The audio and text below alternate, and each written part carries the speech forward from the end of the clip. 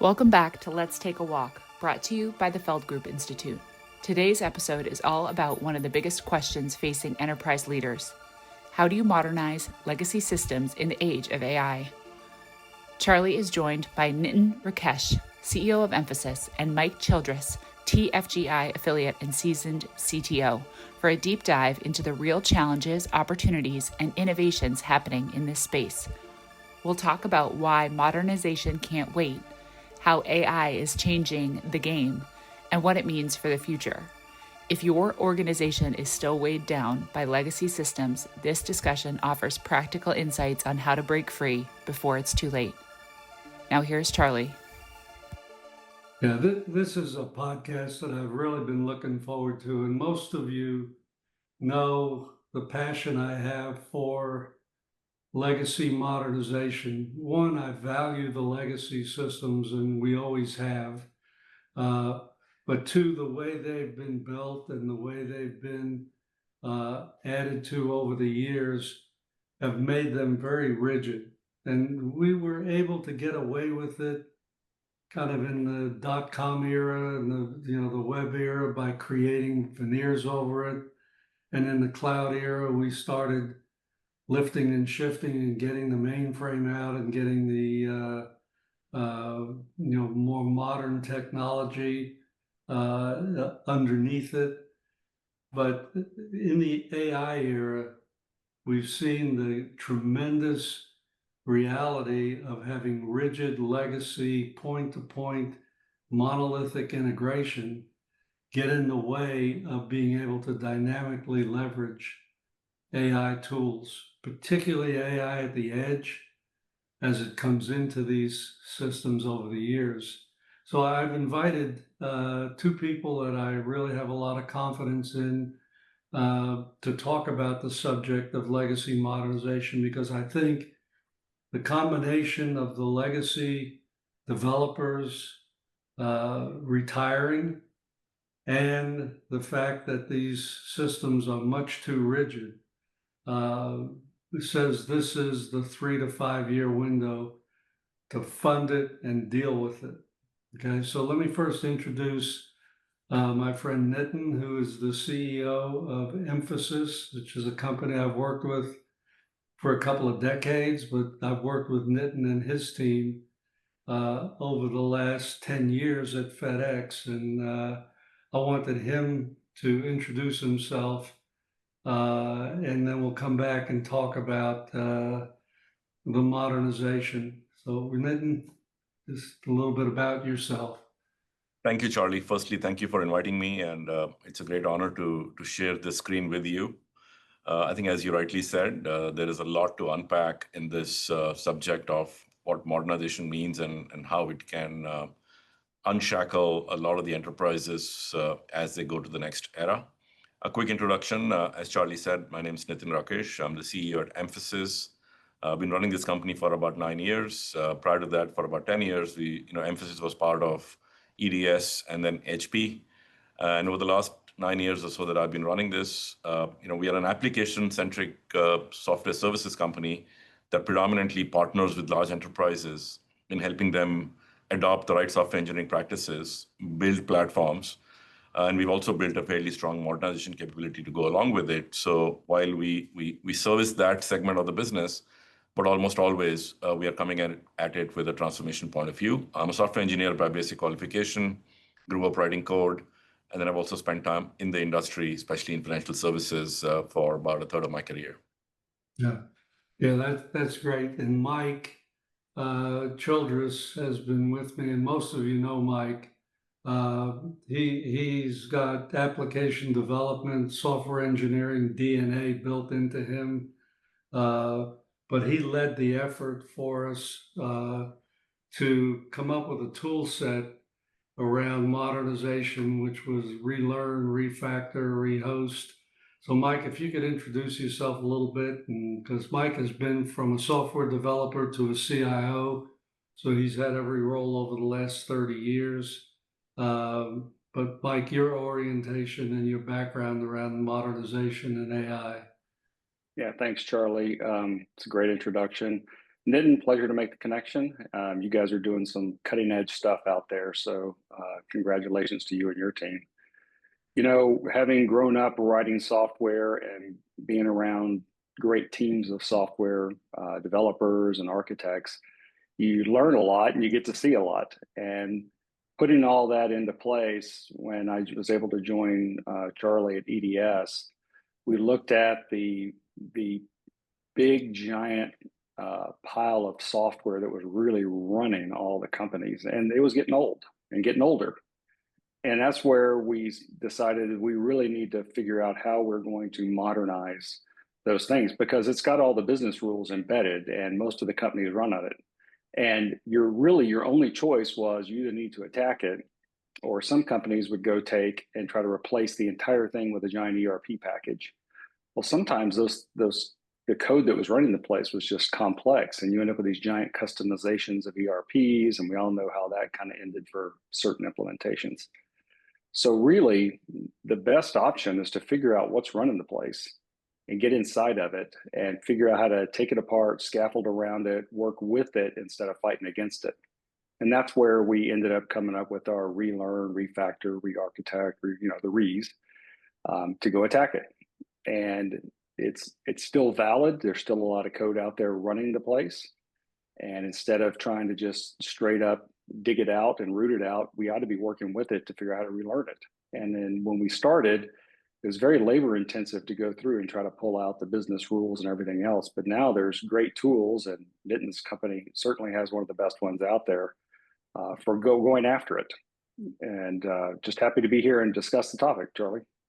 Yeah, well, great. Yeah, I think we were pretty successful, but that was in 2007, 2006. And it kind of, I really hadn't looked at the tools very much, and I should have paid attention to how they evolved. But the next time I looked at them was a couple of months ago, when Nitin offered me to look at the workbench that he and his team built, and I was frankly blown away by what used to be so labor intensive, so long, so risky, and what AI tools used internally to do modernization could do to relearn and to really help development teams deal with everything from RPG code to COBOL to natural to every language you want. And I should have recognized that 20 years later, or things would be much different. So Nitin, just if you could give the team a little bit of a flavor of kind of the investment that you've made and the success you're having, that'd be great. Well, thank you, Charlie. Couldn't agree more with both you and Mike on the task at hand. I think in the last two new tech cycles, which is internet and digital, most enterprises, in a way, kind of got around the issue of not having to deal with true legacy and tech debt by either shrinking the core, continuing to pull and build around the core, what you call the veneer, and of course, having had to invest in customer-facing engagement layers with heavy tech. But I think this time around, it doesn't look like that's going to be the most efficient way of unleashing it, because two reasons. One, I think going back to what Mike said, the true source of business logic is the source code. And if you're going to try to reimagine any business operation, claims or underwriting or loan processing, you really have to understand what those rules are, and you can't let them be embedded in your core platforms anymore. Two, it's going to be humongously expensive if you're going to run a GPU in a non-efficient, optimized manner, because you don't really have a good idea of what rules you're trying to automate. So we've been trying to take a crack at this problem for the last 10 plus years. And I think the 4 R's, as we used to call them, relearn, reimagine, rewrite, refactor. Again, we have a lot of scars on our backs from having dealt with some of these programs in large enterprises. I think you referenced to the work we did at FedEx back about 5 years ago. And while you can take a look at the infrastructure layer and virtualize it, but lifting and shifting actually adds to the tech debt. So we wanted to really come up with a point of view and a solution that potentially had the ability to attack the problem at its core, which is how do we unshackle all the business intelligence that is sitting in the core platforms in those lines of code? And two, how do we reimagine this in a manner that we don't have to deal with the same problem every 5 or 7 years? Not to mention that any program that was attacked with large groups of people going at it from a modernization or rewrite perspective, by the time you get done with the program, you've already accumulated more tech debt because it's taken 7, 8, 9 years to do it. So expediency was extremely, important. Can we transform these applications in a time frame that is palatable to most CIOs? Anything that goes over 2 or 3 years becomes, high risk. Two, the cost of just unshackling. You may need a group of 300 or 400 people between architects, designers, experts at that language, domain expertise, and of course, software development and engineering capability. Could you actually take that cost angle down dramatically? And finally, if you find a way to efficiently attack this problem of unshackling all the logic, then you potentially take away a lot of the risk that exists. So if you look at the reason CIOs wouldn't touch it, it's too complex, takes too long, it's too expensive, and never had the funding for it. Yeah. So we came at it from that point of view. And while we've been building up to it, we've used multiple other tools available for business rule extraction back 7, 8, 9 years ago. I think the moment we saw GPT-4 and the whole Gen AI revolution coming about, we had enough experience with playing around with GPT-2. We wrote our first autocode generator in 2018 to take wireframe designs and generate code for that particular screenshot. But GPT-4 was a bit of a game changer because of the ability to consume large amounts of data, contextualize it, summarize it, and we saw an opportunity which was a little bit counterintuitive 2 years ago, because the excitement around, in general, Gen AI has been how transformative it is for writing software. And while we accept that, and we've been very furiously working with many enterprises to enable that, we decided that this was also probably a point of view that we could flip the problem on its head 180 degrees. And instead of just using Gen AI to write new software, how about we train some models to actually understand legacy software? So in a way, we extended the whole logic of software is eating the world into now software should eat software. And we should be able to extract all the logic and the knowledge that sits in that software if we find a way to train some of these LLMs and create what we first called a relearn agent. Yeah. And the second objective for us wasn't just to do COBOL to Java. We weren't trying to go from point A to point B because we know how that ends up. Not just because you keep the tech debt there, but it doesn't solve the continuous modernization paradigm that we wanted to attack.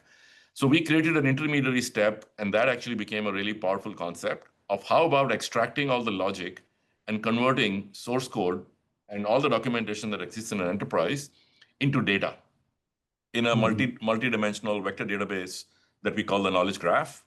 And if you apply the right ontology to the knowledge graph, which is domain contextualized, right? So you could use a Bayern framework for banking, for example.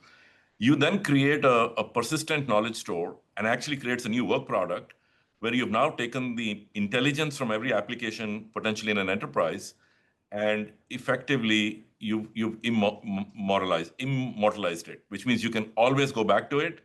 And if you apply the right orchestration of any additional changes coming back into this knowledge graph, then you're never really going to go out of date with the business logic that sits in the enterprise. Documentation will never keep up.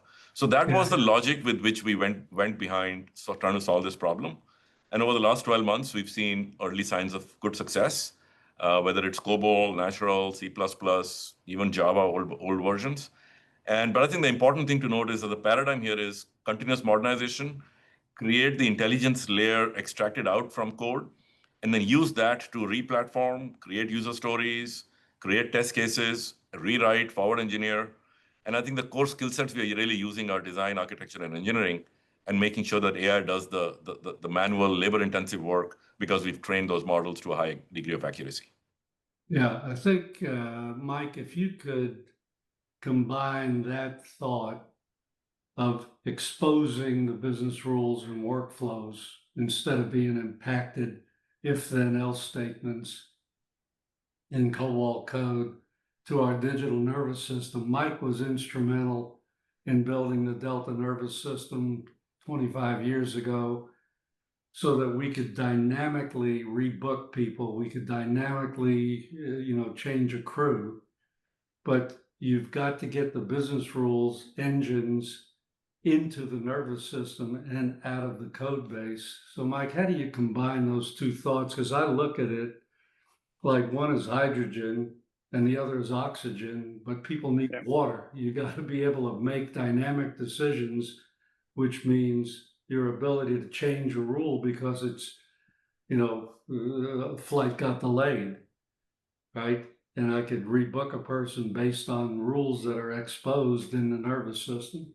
So can you give a little, wrap on that one? Because it's pretty exciting times, but if you can't be dynamic, if you just know that the plane's going to be late, but you can't in line change anything without going into the old code, the power of both of those ideas, digital nervous system and exposed business rules and workflows, pretty exciting in an AI kind of world. Right. Yeah, Charlie, as you've always taught us, the pace of change is getting faster and faster. It's not really slowing down. And the pace of business change and the pace of software change sometimes are at odds with each other, especially once you start dragging along a pretty large legacy base or things that are hard to update. And this is where a lot of the artificial intelligence capability is helping a lot. Let's talk about it in a couple of ways. First of all, there's your legacy code base, whatever you got. AI is going to supercharge that framework because there's just things that the machine can do at speed that a human can't do. And we've talked a little bit about that. Digging out the if then else, the business rules, you dig those out and expose them a lot faster than we did in the past. And there's a phrase that chunking is the key to modernization. All that means is, the bigger the context window gets for AI, the more stuff we can put inside of it, right? It started out as a small window of things we could feed in. Now we can feed it more. So it's able to contextualize more stuff and take a bigger slice of the code to see what's going on. And then when it comes to linking these things together, if I expose my business rules, the concept of MCP is really taking off from an integration point of view. And, integration is a modernization killer. Connecting AI to legacy systems. It used to be, you'd have a bunch of spaghetti if I want to connect something to something else. Now with MCP, we're ending up something that looks a little bit more like a USB-C plug, where we can plug it in, plug it in, plug it in. It's still some work to do it, but it's fairly a lot easier than it used to be to connect all these things together. And, when you can expose business rules and connect it to the right data at the right time, you get better decisions. Mm-hmm. And that's what we're shooting for in the business, is get the right decision at the right time with the right information. And that'll start driving more value. And some places it needs near real time, and some places it can lag a little bit, but the key is get it right and connect it all together. Yeah. Well, I know you're in the toll tag business in Texas, but my first experience with really dynamic pricing was when I tried to get an Uber in New York about 10 years ago, and it was, the price to go where I wanted to go was $29. And it went up to 39 while I was getting in the car. And the reason it did is it was connected to Waze, and there was an accident on that road, and it just raised the price because it was going to take longer, right? And I know the highway system that you were the CIO over, when the express lane senses a traffic buildup, the price goes up on the express lane, right? That's what we mean by dynamic. It's interesting to know after the fact, but if you could get in there at the moment that mattered and be dynamic, that's where you got to work both ends. You got to build a modern architecture, and you've got to go with the modernization efforts to not just, people look at legacy as a high cost, right?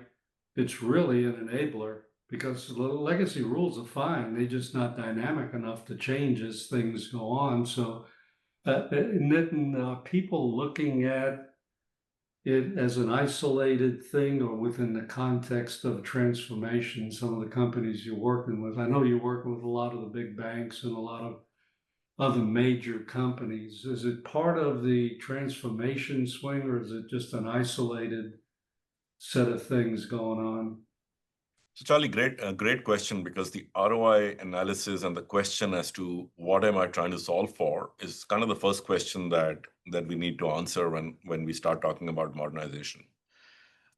Just to be very clear, whether it's a large mainframe system or any form of legacy infrastructure, these are really built for scale. They are built for high performance. They're built for low latency.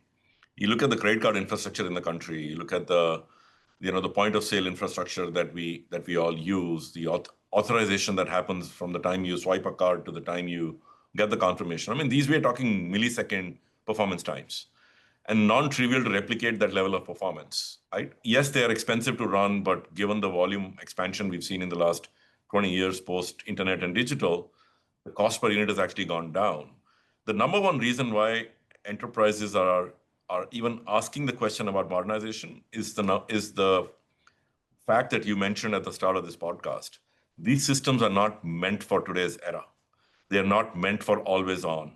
They're not meant for 24/7 functions and operations.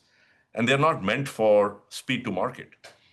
If you have an authorization system and you need to onboard a new merchant and it takes you 6 to 12 months to make changes to the legacy code and test it and test it and test it, it's not good enough in today's era. So I think inflexibility is the number one reason, because the ability to respond to the market at the right time, dealing with digital native competitors.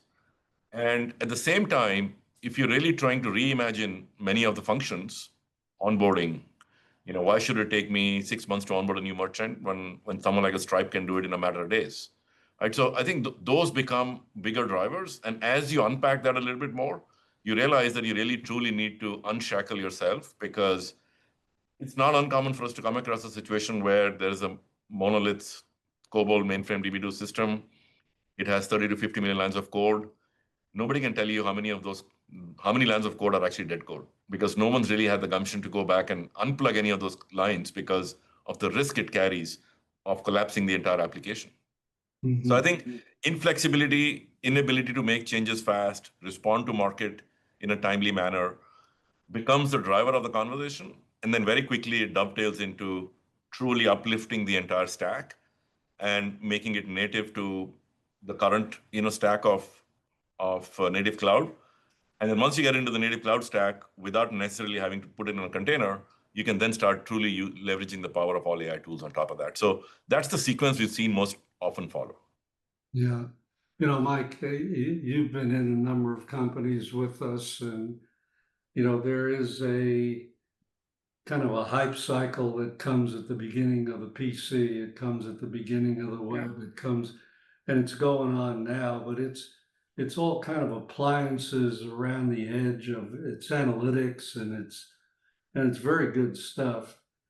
But IT organizations more and more are trying to ignore it or resist it because they just can't get the investments, right, that they need to be able to get. How do you see, because the bigger part of an IT budget is the legacy base, right? Mm-hmm. If you could crack the legacy base, you could free up money, right, to reinvest. But do you feel like the CFOs of the world are starting to get how embedded this is as you've gone into different companies? I'm really struggling with how do you get the CFOs to understand the major leverage this could give to productivity in the company, not just to reduce G&A, but to create dynamic supply chains, dynamic pricing, right? The ability to be flexible and customer centric. So I think the you're spot on in terms of you've taught us well that, hey, these fads that come and go, every now and then there's some stuff that sticks. And some of the fads are just that, they disappear. Everybody gets all hyped up around it. And then maybe later, it catches on and has, some benefit. The AI movement is one of those that it is, in my opinion, is one of the true transformational things because of its ability, the large processing power that it brings to bear on this that we just haven't had before. Like you said, it was a PC, it was a web, it was a this, it was a that. You start putting it all together, different things can happen in different time frames. And the executives I talk to a lot, I'll be honest, some of them really understand there's something here and I need to do something, but they don't know what. There's also a gap of a few, they understand some of the words around AI, but they're not comfortable asking questions that, might cause a problem, either for their IT or for another group. And by that, I mean, comfortable is just there's not enough understanding of what it really is. I mean, it's not magic. At the end of the day, it's math, right? I mean, it's kind of what it all boils down to is math. But we got to have a good way of explaining it. What is it? What does it do? What's it capable of? By the way, there's got to be a human in the middle of it somewhere because governance around this AI is good. As much as I've played around with local models and building my own stuff and other things, it'll hallucinate. You get the memory too big, things start happening, it'll hallucinate. So there's still got to be some oversight, some governance, especially in high risk areas or financial or government, governance types things. There's got to be some people and process in the middle of it. So when I talk to the executives, we talk about it in terms of, is it transformational? Yes. How do we deploy it? How do we get good data to it? Not perfect data, but good. It's got to be good. How do we make it timely data? How do we do these things so that we can start extracting value? Because we're not doing the tech for the tech's sake. We're doing it for some, value. And, if you take a value first modernization approach, we're after, hey, let's go into claims processing, or let's go into supply chain, or let's go into this, and let's take a value stream through end to end and do that. And there you can harvest the value out of it. I mean, Nitin's platform, the Mio Zeta platform, reducing relearn time by about 70% from all the stuff I've researched on it. And I haven't used it personally, but all the reading and research I've done, that's just tremendous. You want to modernize your order to cash or your supply chain or your whatever else it is, and you can dig those rule sets out. You have just jump started a whole lot. Yeah. So, I mean, once again, congratulations to them for the platform, but it's got to be value first. We're not doing this just because we can. We're doing it because it's going to drive value. Well, and it also, if I were an active CIO right now, given the need to win now and win later, right? I mean, you can't put together a 5-year plan and tell people, I'll see you in 5 years anymore. You've got to get value and benefit as you go. My simplest way to think about it is back to the Herman Lay model, which was the founder of Frito-Lay. When businesses are small, your reaction time is very good. When they get bigger and functional and global, the reaction time is very, very slow to get decisions made. But if I thought about the world, and people laugh when I make these, little analogies, but if you thought about the AI analytic engine, right? To me, that's the brain, right? It can assimilate a lot of things, right? And if you thought about AI at the edge, all the robotics and the intelligence that's being built into everything from automobiles to toaster ovens to all the edge devices that are out there in the world, all the GPS and the things that will tell you what's going on. The thing in the middle is the nervous system and the heart and the pumping. That's the transaction systems that run the business every day. It seems like that's also here now, the long pole in the tent, right? that is a no regrets. I got to invest in that because once the brain gets smarter and once the edge gets more interactive, getting it from the edge to the brain to make a decision, I got to go through congestive heart failure here and, hardening of the arteries, right?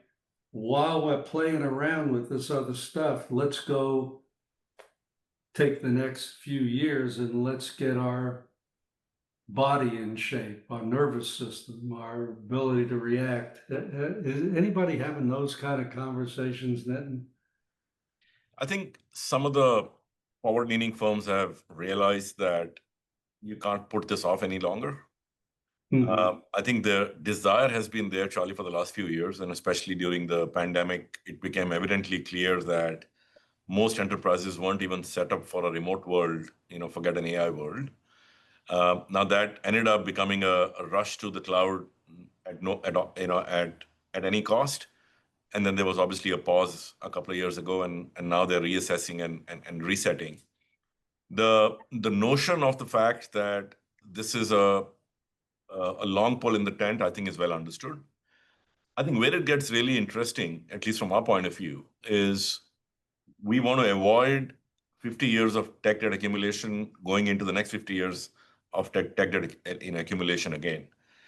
And when you have debt, it's not just tech debt. You have process debt, you have skills debt, you of course have tech debt, you have design debt. I think the spaghetti hairball mess that we've all now learned to live with is basically a big outcome of that is the design debt. Right? We haven't designed these systems right with the nervous system that you explained. And we haven't designed them right because they grew incrementally and 50 years of accumulation has kind of led us to where we are. So I think there is a lot of brain power going into this in almost every large enterprise that we do business with. I don't know if everybody's understood the right path, but there is definitely a lot higher appetite to see where we can derive value from. And which is why, the fact that we can now chunking is really the key, as Mike said. The fact that we can now chunk it and start showing value within 6 months is of very, very high interest to enterprises. Because nobody really wants to wait for 3 or 4 or 5 years. Forget 7 or 10 years that we used to talk about for large transformation programs. So I think this era of unleashing a combination of human talent, domain expertise, design and architecture folks, alongside these new set of tools, is leading to a point where can I really do continuous modernization and never really get to the same outcome? And I think it'll take no more than 2 or 3 forward-leaning enterprises to declare the intent and the value, and then I think there'll probably be a lot higher adoption as we go forward.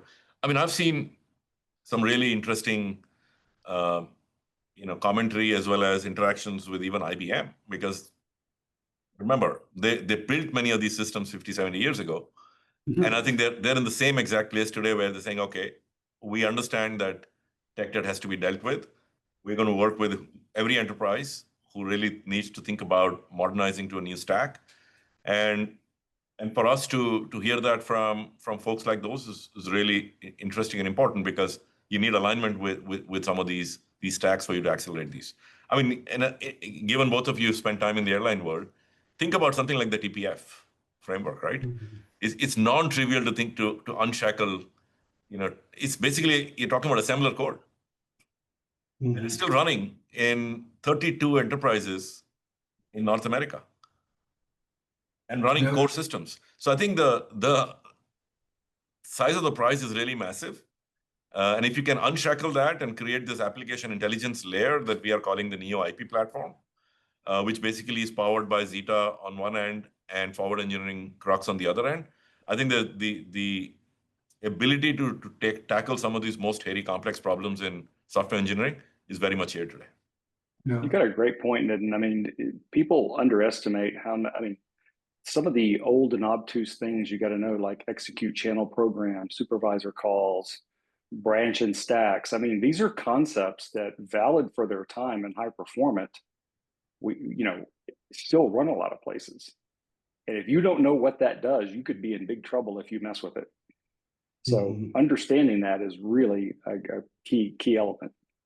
And by the way, Mike, not just understanding what they do and how they execute, but replicating the same performance in a cloud environment is non-trivial as well. Yes, it is. And that requires serious engineering and design capability working with the hyperscalers.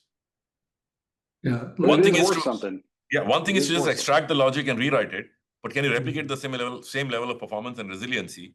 That's the challenge that I think is still underappreciated. But obviously, there's a logical point to get to it. Yeah. Last topic, and I think about it a lot, is the workforce, right? I mean, what does the workforce of the future look like? I mean, most large companies have thousands of people in development, right? And they are, very, very structured in dealing with this. Do you see resistance on the part of the IT developers? Mike, you take a shot at it first, since you're Okay. of a developer's DNA. Well, I know you're jumping in, but if you were a developer, would you be anxious for this future that would require fewer developers? Now, Charlie, one of the things that I liked about working with you and the rest of the team is there's always an optimism. Mhm. You've got to have that tough-minded optimism, grounded in facts, but optimistic towards the future. And that's the way that you taught us and the way that I've been. And to me, this is just another opportunity to be better. Mhm. If you view it as I'm going to be defensive and I'm going to play not to lose and everything else as a person, then you're probably going to get caught on the short side of this. Mhm. I mean, one of the great questions we always ask during interviews is, "What's your hobbies?" Mhm. And if your hobby needs to show some intellectual curiosity, if you're one of those people that likes to take things apart, put them back together, figure out how it works, why did it do this, you're going to be just fine, because you're going to go sit down and figure out how all this stuff works and leverage it to your benefit. So I'm very optimistic. Now, will there be some people that are not optimistic and probably get caught short? Yeah, I think so. But everybody has the same opportunity in front of them. If you're willing to dive in and figure it out, it's fantastic. It's great to learn. It's fun to learn. And it's so powerful that once you start learning some stuff, it snowballs and you can do more and you can do more and you can do more. It's really great. Yeah. Well, Nitin, if I were kind of thinking in your shoes, you have thousands of people in emphasis, as most do, and it's a revenue unit. If you could do what took thousands of people to do with hundreds of people, you're a shrinking business. Is that that's a bad way to think about it, but how do you grow? Ken Spangler, who's a friend of all of us, has this idea that, if you look at the population in most countries is shrinking over the next, people are retiring, people aren't having those many kids. I'm going to do a podcast with Ken to talk about it. So you really need productivity to get the same level of work done with fewer people. How have you thought about it in the services business that you're in? Charlie, change of any form is hard. So Mhm. I think we're going to have to learn how to accept change. Good news is we saw a trailer of this when we went from the SDLC being waterfall to the SDLC being agile. Mhm. Right? Now, keep in mind, the backdrop of this last 15 years of digital explosion has been software eating the world, which means we've actually had to have more software being written. So, but the SDLC change 10, 12 years ago at most enterprises going towards agile meant that we already saw a trailer of what's likely to come with AI, because we had to really move everybody to a full stack mindset versus I'm a developer, I'm a tester, I'm a requirements gatherer, right? Because we had functionalized the SDLC, not just us as an industry, but pretty much every enterprise had created functional capabilities within the software engineering group. Right, so we saw a trailer of that. We ran a few initiatives, and we basically narrowed it down to the fact that when we are looking for people, we not only want IQ or EQ, we were basically want to start measuring for what we call LQ. What is your learning quotient? Are you curious? Going back to the points that Mike was making. So we created a gamified version of our Talent Next platform, and we basically started measuring this learning quotient, and we translated a combination of primary skill, secondary skill, and learning quotient into what we now call everybody's geek quotient, right? How geeky are you? How likely are you to go deep into a domain? And the belief there was, if you have enough specialization as an employee, as a developer, you're never going to go out of fashion. Because if you have the right ability to learn, you will pick up new things, new tools, no matter what the pivots are. And the mindset isn't that AI is going to replace humans. The mindset is AI is going to replace humans who don't use AI. Right? So I think it's a hard change. From an acceptability standpoint, I think most people get it, especially the last 2 years of labor market has taught people that it isn't just okay to say, okay, if I really don't want to learn anything new, let me go find another job to do. There's no other job existing today. Second, I think you also raised this question about, we used to get paid for capacity. So if you need fewer people, does it mean that we have a problem? I think we went, head first fully into that pivot and basically said, if we don't, somebody else will. Why? And that's part of the reason why we invented all of these platforms we've talked about, whether it's Zeta or Crux, because if I can find a way to be more productive and give that view to the customer, there's always more for us to do. We're still in a backdrop that more software will have to be written. I am not of the opinion that higher productivity means you need less people. I think high productivity means you can get more done, right? So that's the optimistic lens that we've put onto the situation. And it's so far in the last, 12, 18 months, we are starting to see that play out in our favor. And again, business is always relative. If I can do it better than somebody else can, I can win more share. So let's go and win more share from the same customers, because we are now helping them solve large, complex problems, and we're bringing technology to bear, not people to bear. So the mindset shift it's no longer about labor arb, it's about tech arb. Can I use AI to actually deploy the technology arbitrage, which is the relearn agent is a great example of that.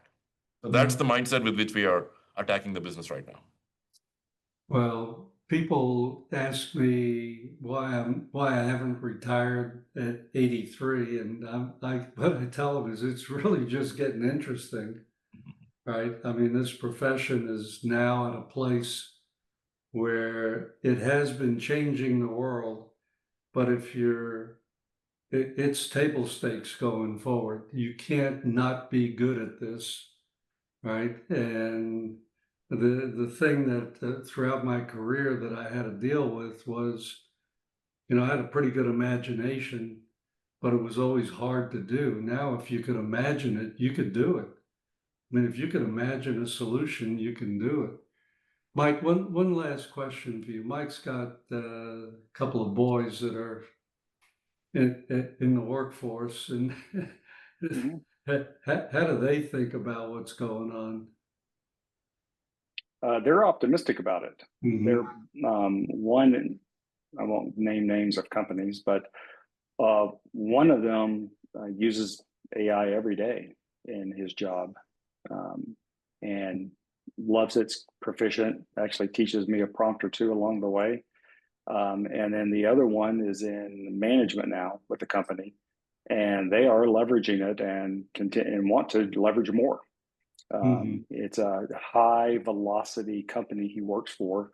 So, being on top of everything moving around is a big idea, and they see this as a powerful agent.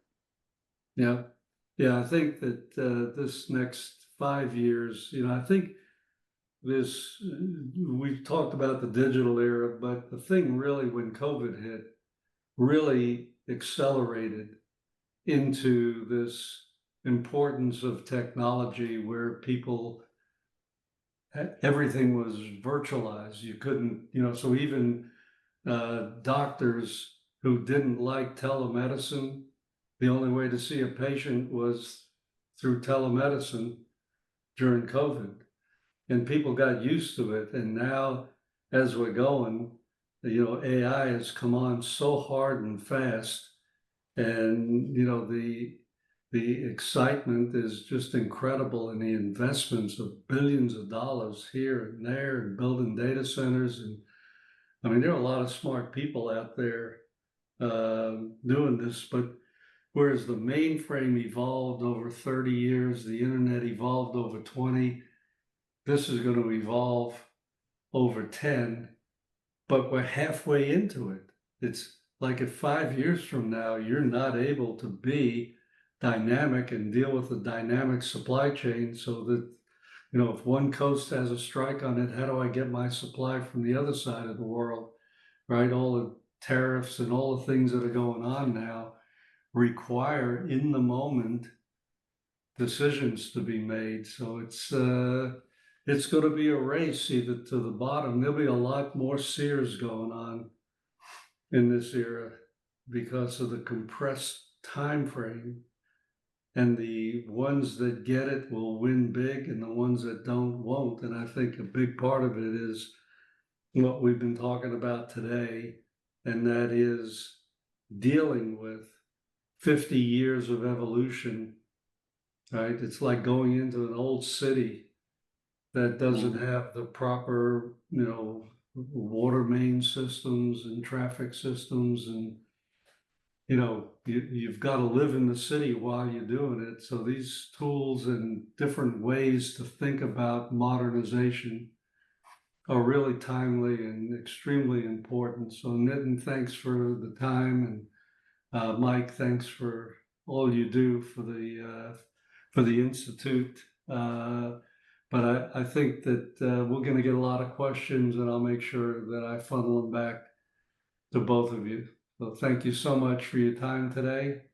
And we may have to do a second one or a third one and make the audience bigger, because my desire is to light a fire under everybody that's not dealing with it now and saying the time is now.